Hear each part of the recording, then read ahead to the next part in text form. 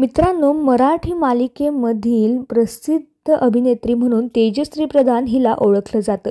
तेजश्रीने आजपर्यंत अनेक गाजलेल्या मालिकांमध्ये काम केले आहे. नुकताच ती आपल्या प्रेमाची गोष्ट या मालिकेमध्ये मुक्ताच्या भूमिकेत दिसलेली आहे. पण तिने काही कारणास्तव प्रेमाची गोष्ट या मालिकेला रामराम ठोकला आहे.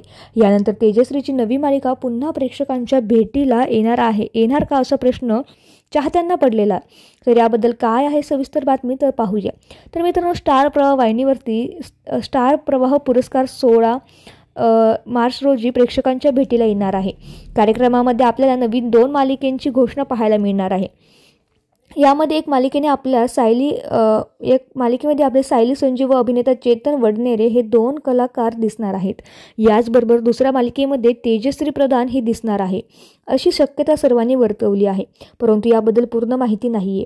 तसेच तेजश्रीच्या या नव्या मालिकेमध्ये तिच्यासोबत कोणता अभिनेता दिसणार आहे हे अजूनही गुलदस्त्यात आहे. तसेच त्यांच्या या नव्या मालिकेचे नावसुद्धा काय असणार आहे हे सुद्धा समोर आलेले नाही आहे. तर मित्रांनो, तुम्हाला तेजश्रीला स्टार प्रवाहाच्या नव्या मालिकेत पाहायला आवडेल का हे आम्हाला कमेंट्समध्ये नक्की सांगा. धन्यवाद.